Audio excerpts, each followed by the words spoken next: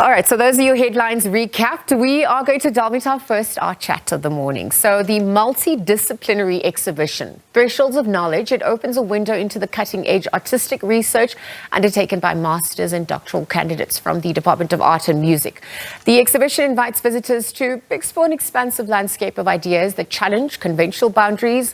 This synthesis is exemplified through the works of distinguished artists and researchers, including Sango Filita, Wadzanai Tirimboyi, as well as Bongani Ntombela, Karabo Aphane, and Reinhard Sonntag. So the diverse practices encompasses fine art, film, installation, sculpture, performance, creates a multifaceted dialogue.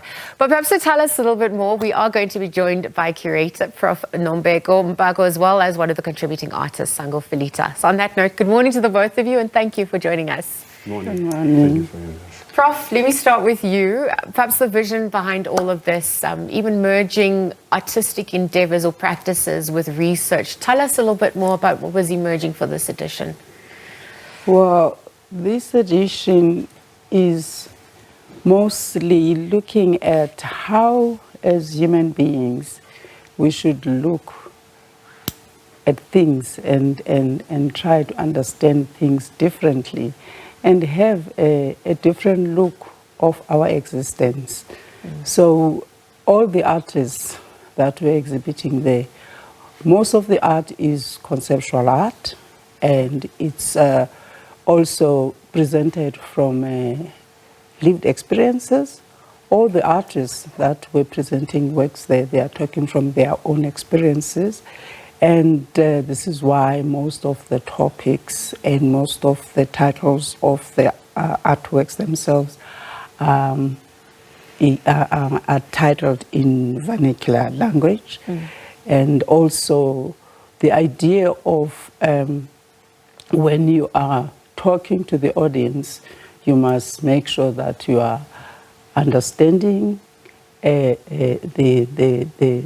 viewers that you are talking with, so that they can understand what you are communicating. For example, I normally say to the students that your grandmother in the rural area who have not learned art at university or art at school must understand what you are saying, because when you are communicating through art, we want to reach everybody, because art is a way of expression and it's a way of telling our own stories from our own voices.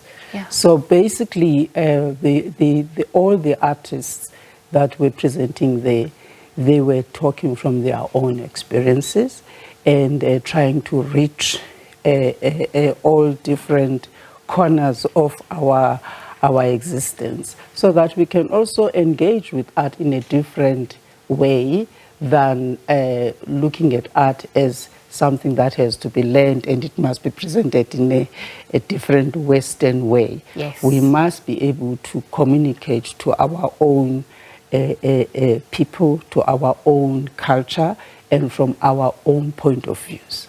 Sure, Prof, you said a lot there. I need to pick up because, I mean, you're speaking about decoloniality, you're speaking about representation and agency as well. But even just to your point about the use and celebration of indigenous knowledge systems and the use of language. So, Sango, this was part of all the work you had to encompass, and I mean, you had to interpret that. So tell us about your work then, how you came to, explore some of the complex themes around migration, around resistance at large. Tell us about your work. So, from my work, it was more inspired by commemoration in public art. Also, the influences from the Rhodes Must Fall movement that happened in 2016. So, I started questioning also what was happening around having public statues in public spaces, which of some of them, they make us feel uncomfortable. And it's one of the things that motivated the students to do that protest.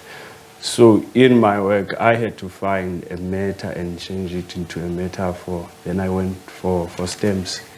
And stems, they happen to be something that once had value. They were most valued. They were used for sending and receiving stuff. Like now we have courier companies. Yeah, post office is not that much effective now. There's too much competition. So also checking from the heroes that were mentioned to us, that like people who fought for our freedom, and most of them were not commemorated. So now you use that idea of stamp that once had a value, now they don't have value. Same as most of our heroes, they now don't have a value and they are not commemorated. Hence the question now, what to commemorate, who to commemorate, and how to commemorate them. And how do we take commemoration forward? Because having statues outside building doesn't do any effect. So now producing artworks that are going to give dialogue to people who come to the space, I think it's more effective. And lucky enough for this month, it's still Heritage Month, which made it more effective. And I mean, for us, every day is a day to celebrate who we are, right? Because to know where we going as a nation, we have to know where we come from. I want to just pick up on that, Prof, before I bring you back in the conversation. You spoke about celebrating and commemorating heroes, and so it's this great remembering, right? But it's also what we choose to forget and why and how it gets lost in translation over the years as time also passes by. What would have been the most challenging part about the work that you would have had to employ to produce this? So as doing a field work research, it wants you to go to the field where you get to visit some of these spaces that you are talking about. And some of the challenges is access. It's sometimes difficult to get access and see these spaces. You can't take images, and most of the time we use images to produce artworks. So some of the pieces you have to imagine, we have to go to Google to balance the theme that we are working on, which makes it difficult because you have to bring life as well. If you can check from my work, most of those images, they had black and white background, but now you must give them life, which is, it must be something that is like the skin. No, absolutely. And I mean, that's a conversation started in itself. Thank you for sharing that as well. Prof. Mpako, I just want to go back to the use of art for political and social commentary, its relevance this time around, the ever-evolving landscape, you know, how you were also forever changed through your students' interpretation as you created all of this as well. Also the fact that you're instilling hope, right? Because we're trying to navigate where we're going. It's important to know where we come from and bringing the youth along. Yeah, for example, one of the students who the corner was very popular is Bongani Ntombela, and he was actually critiquing the topical issues of the corruptions within our society, and he was actually delving into the topical issues of Babita Deokoran, who was killed because of being a whistleblower, and Mkwanazi's issue, and all the topical issues. So he was actually in his installation, which was interactive, where people, the viewers, had to first take a dose of something as a metaphor that some of the wrongdoings that are being done by sometimes politicians or businessmen or whoever else, they are so unbelievable that you wonder what has the person drunk or what has the person smoked. So he was using that metaphor. And then inside the cubicle where there was different installations, ephemeral installations, and